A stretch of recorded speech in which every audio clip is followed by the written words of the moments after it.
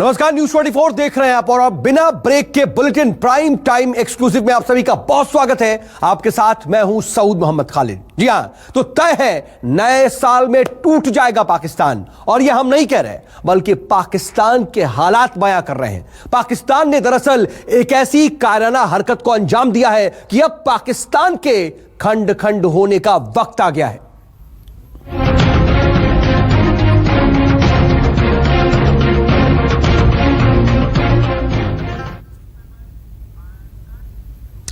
जी हां, वो अपनी आवाज से पाकिस्तान के छक्के छुड़ा रही थी। वो अपने हौसले से पाकिस्तान के हुक्मरानों को झुका रही थी। बाजवा ब्रिगेड और इमरान खान दोनों की नजरों में वो खटकती थी। अब उससे डरकर आतंकिस्तान ने कर दी है एक कायराना हरकत, और यह हरकत ही बनेगी पाकिस्तान के ताबूत में आखिरी कील। जरा देखिए। पाकिस्तान में बलूचों के साथ जो वार क्राइम्स हो रहे हैं, ये जेनोसाइड हो रहा है। जो नौजवान लड़के हमारे कैंप में आते थे और कुछ महीनों बाद मैंने उनकी तस्वीरें देखी कि वो मिसिंग हो गए हैं। उनके चेहरे भी देखने पहचानने के लायक नहीं थे। उन पे तेजाब फेंक दी गई, उनकी लाशों पे उनको ड्रिल किया गया। एयरमैन जाहिद बलूच को कुछ हो गया तो इसकी सारी जिम्मेदारी पाकिस्तानी ISI, पाकिस्तानी फौज पर भी आयद होती है।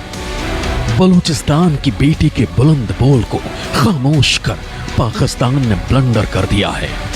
औरतों को हेलीकॉप्टर के जरिए उठाकर उनको अपने आर्मी टॉर्चर सेल में रखकर उनको सेक्स स्लेव के तौर पर यूज कर रही है वही मुसलमान आर्मी।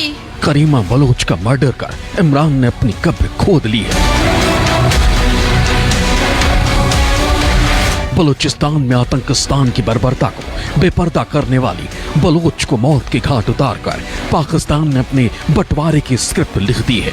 कभी भी किसी भी स्टूडेंट को वो गेट से, यूनिवर्सिटी के अंदर किसी क्लास से या किसी हॉस्टल के कमरे से वो उठा के ले जा सकते हैं। अब करीमा बलोच की मौत का बदला लेगा हिंदुस्तान और टुकड़े टुकड़े हो जाएगा पाकिस्तान। करीमा बलोच का कसूर सिर्फ इतना था कि वो पाकिस्तान के जुल्म सितम की दुनिया के सामने पोल खोलती थी। बलूचिस्तान में बाजवा ब्रिगेड की ज्यादती के खिलाफ अपनी आजाद आवाज मुखर करती थी। पिछले कुछ सालों से करीमा बलोच कनाडा में रह रही थी और वहां पाकिस्तानी आर्मी के अधिकारियों के बसने का विरोध कर रही थी। समझती थी कि बरतानिया, शायद मैं ये मानती थी कि बरतानिया को माफी मांगना चाहिए उन कौमों के साथ जिन पे पाकिस्तान बना के मुसल्लत किया उन लोगों बरतानिया ने, खासकर बलूचों से। लेकिन मुझे यहाँ आकर हैरत हुई कि वो बजाय पाकिस्तान को रोकने के वेस्ट और दूसरी कंट्रियाँ और दूसरी कुव्वतें बजाय पाकिस्तान को रोकने के कनाडा को एक मिनी पाकिस्तान बनाने जा रहे हैं। करीमा बलोच को डर था कि अगर पाकिस्तानी सेना के अधिकारी यहाँ आकर बस जाएंगे तो ये मिनी पाकिस्तान बन जाएगा। जिस डर की आशंका थी हुआ भी कुछ वही। करीम बलोच की कनाडा में संदिग्ध हालात में मौत हो गई। टोरंटो में उनका शव बरामद किया गया। वारदात से कुछ वक्त पहले करीमा बलोच अचानक लापता हो गई। आखिरी बार उन्हें 20 दिसंबर रविवार को दोपहर 3 बजे टोरंटो के बे स्ट्रीट और क्वींसवे वेस्ट के इलाके में देखा गया। इसके बाद छानबीन शुरू हुई। कुछ वक्त बाद करीमा का शव मिलने की पुष्टि की। बड़ा दुख होता है करीमा की, जब से खबर मिली है मेरी नजरों के सामने उसका चेहरा आ जाता है। बड़ा दुख होता है कि हम पाकिस्तान में हजारों मिसिंग पर्सन हैं, उनकी आवाज हम लोग हैं और हमारे ऊपर ही ये सारी चीजें हो रही हैं, तो अब इसके बाद क्या रह जाता है। कल बलूचिस्तान में गुलबहार बख्टी को मार दिया। ये बेचारा गुलबहार बख्टी ऑलरेडी अपना एक बेटा खो चुका है, एक अपना पोता खो चुका है। साल 2016 में पाकिस्तानी सेना और पाक खुफिया एजेंसी के हमलों और धमकियों के डर से करीमा कनाडा में आकर बस गई थी। यहाँ रहकर भी वो बलूचिस्तान की आजादी के लिए लगातार अंतर्राष्ट्रीय मंचों पर आवाज उठा रही थी। When Balochistan was asked to merge with Pakistan in 1947, Baloch leaders had rightfully argued that the Baloch people had never been part of the subcontinent and their language, culture, history and geography different from that of the subcontinent. Therefore, the Baloch voted against acceding with Pakistan. अब पाकिस्तानी सेना और ISI पर करीमा Bloch की हत्या के शक की सुई लटक रही है, क्योंकि कुछ साल पहले करीमा बलोच खुद इसकी आशंका जाहिर कर चुकी थी। हमारा डिमांड यूएनओ से है, हमारा डिमांड ह्यूमन राइट्स इदारों से है दुनिया की। तो यूएनओ दुनिया के ह्यूमन राइट्स इदारे और इंटरनेशनल मीडिया हमारी आवाज़ नहीं सुन रही है। आज 42 दिन हो गए कि लतीफ़ जौहर तादम मर्ग भूख हड़ताल पे बैठे हुए हैं और दिन ब दिन वो मौत के करीब से करीबतर होते जा रहे हैं, मगर दुनिया के इंसानी हकूक़ के इदारों को एक इंसान की ज़िंदगी की परवाह नहीं है, क्योंकि हम गुलाम कौम हैं और हम पे कब्जा किया गया है। साल 2016 में ही बीबीसी ने करीमा बलोच को दुनिया की 100 सबसे प्रभावशाली महिलाओं की सूची में शामिल किया था। इसके पीछे वजह उनका हौसला था, जो अकेले एक अत्याचारी मुल्क के खिलाफ अपनी जंग लड़ रही थी।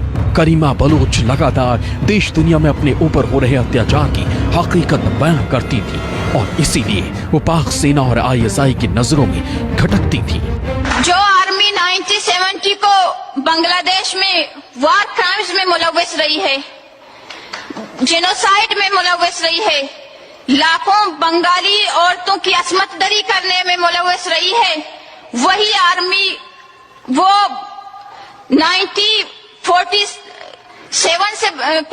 से बलूचिस्तान में कर रही है। वही वार क्राइम, वही जेनोसाइड। अपनी तकरीरों और रैलियों के जरिए कराची की सड़कों पर निकलकर वो अपने लोगों की आजादी की लड़ाई लड़ती थी। आप करीमा बलोच के बोल सुनेंगे तो कांप उठेंगे। किस तरह बलूचिस्तान के लोगों के साथ पाकिस्तान की आर्मी जानवरों की तरह बर्ताव करती है, करीमा बलोच असलियत बयां कर चुकी हैं। मैं एक स्टूडेंट ऑर्गेनाइजेशन से बिलोंग करती हूँ। मेरे कितने साथी, मेरे स्टूडेंट्स, दोस्त कितने, मैंने उनकी लाशें पाकिस्तानी इन्हीं दहशतगर्द और शिद्दत पसंद आर्मी के मुझे लौटाई हैं।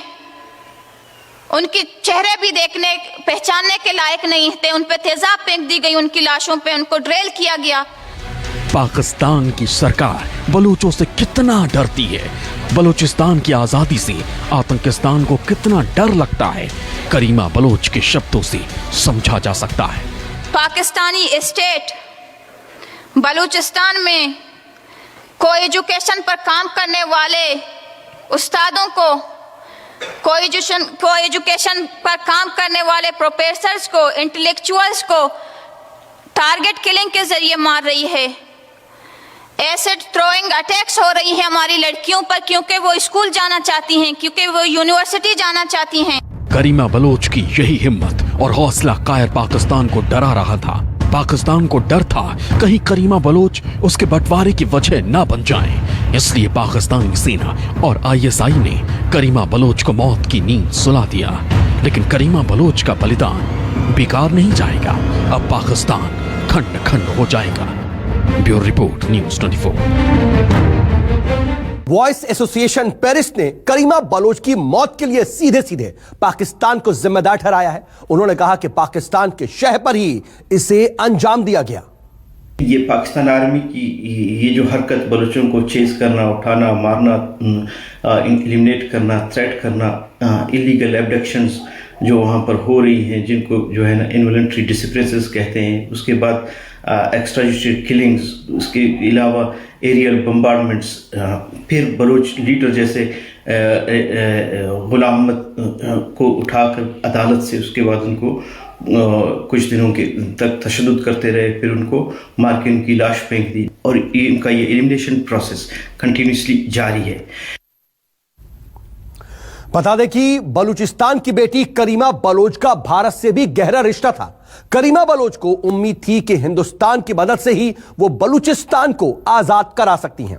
अपने मकसद को अंजाम तक पहुंचाने के लिए करीमा बलोच ने एक ऐसा भाई बनाया था जिससे पाकिस्तान और उसके हुक्मरान थर थर कांपते हैं। और अब ये भाई ही पाकिस्तान के टुकड़े टुकड़े कर देगा।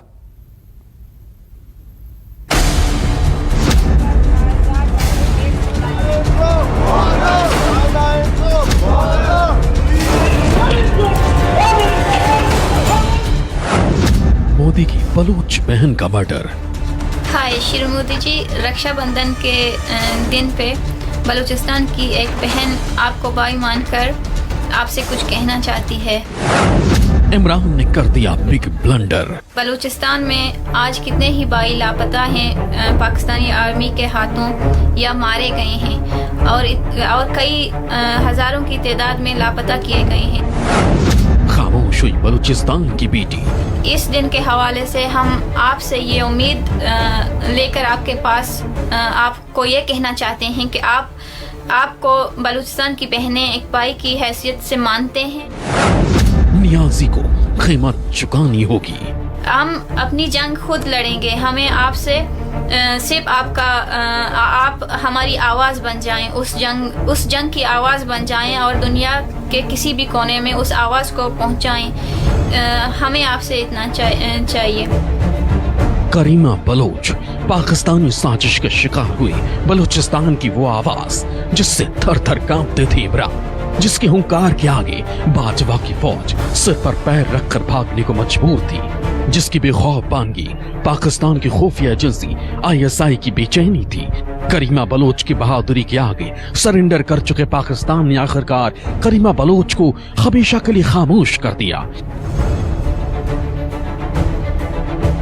करीमा बलोच को जितना खुद पर यकीन था उतना ही भरोसा था हिंदुस्तान पर। करीमा बलोच को प्रधानमंत्री मोदी की नीति और ताकत का पूरा यकीन था।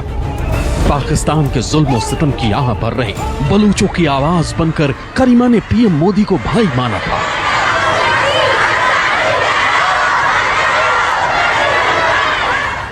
साल 2016 में करीमा ने रक्षाबंधन पर नरेंद्र मोदी को भाई मानते हुए अपना दिल खोल कर रख दिया था।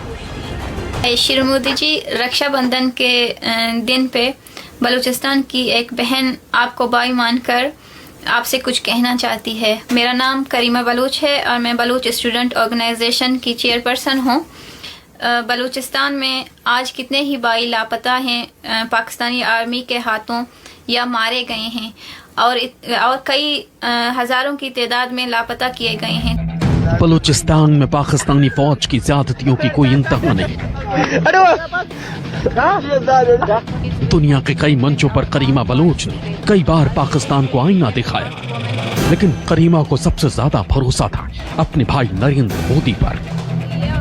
रक्षाबंधन के मौके पर करीमा ने हिंदुस्तान से 1-to-1 संवाद में भी पाकिस्तान की साजिशों का जो जिक्र किया था वो आज भी दिल दहला देती है।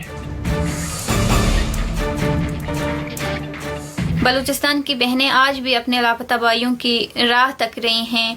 उनमें से शायद वो सारे कभी भी लौट कर ना आए और उन बहनों का इंतज़ार कभी ख़त्म ही ना हो, लेकिन इस दिन के हवाले से हम आपसे ये उम्मीद लेकर आपके पास आपको ये कहना चाहते हैं कि आपको बलूचिस्तान की बहनें एक भाई की हैसियत से मानते हैं और आपसे ये उम्मीद रखते हैं कि आप बलूच जेनोसाइड, बलूचिस्तान में वार क्राइम्स और ह्यूमन राइट्स वायलेशन के खिलाफ इंटरनेशनल फोरम्स पर बलूचों की आवाज़ बनेंगे और तमाम उन बहनों की आवाज़ बनेंगे जिनके भाई लापता हैं। प्रधानमंत्री मोदी से अपील में करीमा का हौसला भी दिखा था। बलूच वीरांगना ने साफ कहा था कि जंग वो लड़ेंगी, उन्हें सिर्फ अपने भाई मोदी का साथ चाहिए, हिंदुस्तान की आवाज चाहिए। करीमा की इस अपील में भरोसा था, अपनापन था, हिंदुस्तान और अपने भाई मोदी के लिए वो जज्बा था जिसने पाकिस्तान की हेकड़ी को हिला कर रख दिया। हम अपनी जंग खुद लड़ेंगे। हमें आपसे सिर्फ आप हमारी आवाज बन जाएं, उस जंग की आवाज बन जाएं और दुनिया के किसी भी कोने में उस आवाज को पहुंचाएं। हमें आपसे इतना चाहिए। और मैंने कुछ गुजराती में लिखा है, मैं वो भी आपसे कहना चाहती हूँ कि आपके अपने ज़ुबान में मैं रक्षाबंधन के दिन आपसे कुछ कहूँगी। जे तमे हमारा बलूचिस्तान नवास्ते खरू छे, एनो गनो गनो अभिमान मिन्नतवार। पीएम मोदी पर करीमा बलोच के इस अटूट विश्वास की वजह थी बलूचिस्तान को लेकर पीएम मोदी का साफ और सीधा नजरिया। 2016 में ही स्वतंत्रता दिवस के मौके पर प्रधानमंत्री नरेंद्र मोदी ने अपने भाषण में पाकिस्तान अधिकृत कश्मीर और बलूचिस्तान के लिए स्वतंत्रता का समर्थन किया था। स्वतंत्रता दिवस के भाषण में पहली बार किसी भारतीय प्रधानमंत्री ने इस तरह पाकिस्तान को सीधी चेतावनी दी थी और उसके बाद करीमा ने पीएम मोदी पर अपना भरोसा जताया था। पिछले कुछ दिनों से बलूचिस्तान के लोगों ने जिस प्रकार से मुझे बहुत बहुत धन्यवाद दिया है, जिस प्रकार से मेरा आभार व्यक्त किया है, मेरे प्रति उन्होंने जो सद्भावना जताई है, हिंदुस्तान के एक प्रधानमंत्री को अभिनंदन करते हैं, उसका आदर करते हैं, तो मेरे 125 करोड़ देशवासियों का आदर है। करीमा का जोश और जज्बा पाकिस्तान के कायर हुक्मरानों को हमेशा से डराता रहा, दुनिया को पाकिस्तान का असली चेहरा दिखाता रहा और आखिरकार वही हुआ जिसका डर था। करीमा की मौत कई सवालों के घेरे में है और निशाने पर है पाकिस्तान, और पाकिस्तान की साजिश का उसे बहुत जल्द मुंहतोड़ जवाब मिलेगा। Bureau report, news 24। जी हां, बलूचिस्तान की बेटी करीमा बलोच की कनाडा में शव मिलने से सनसनी फैल गई है और करीमा बलूचिस्तान की आवाज लगातार उठाती रहती थी, पाकिस्तान के पाप को दुनिया के सामने बताती थी और शक है कि करीमा बलोच की हत्या के पीछे पाकिस्तानी सरकार और आईएसआई का ही हाथ है। लेकिन सवाल यह कि हत्या का शक पाकिस्तान पर ही क्यों गहरा रहा है, तो आपको इसकी वजह भी समझा देते हैं। कुछ तारीखों पर गौर कीजिए। 1 मई 2020 इसी साल स्वीडन में बलोच पत्रकार साजिद हुसैन का शव बरामद हुआ था।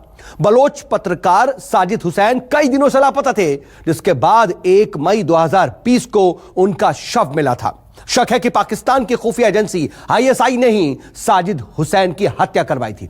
ठीक इसी दिन 1 मई 2020 को ही आरिफ वजीर की गोली मारकर के हत्या कर दी गई थी। आरिफ वजीर पीटीएम के नेता थे और आरिफ वजीर की साउथ वजीरिस्तान में गोली मार करके हत्या की गई थी।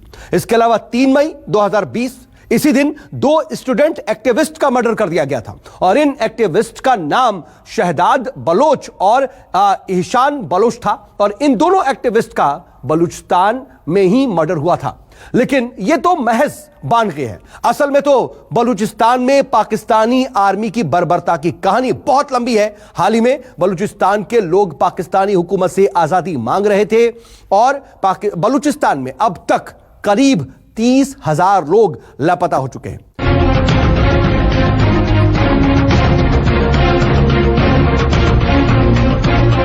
हर नए बिजनेस में कुछ ना कुछ चैलेंजेस होते हैं। जब हमने अपना बिजनेस शुरू किया था, हमारी बेटी काफी छोटी थी, इसीलिए आगे की प्लानिंग करना हमारे लिए बहुत जरूरी था। इसी कारण हमने टर्म प्लान लेने का फैसला किया ताकि हमारी बेटी का फ्यूचर सुरक्षित रहे हमेशा। और यही एक्स्ट्रा सिक्योरिटी हमें सुकून देती है। HDFC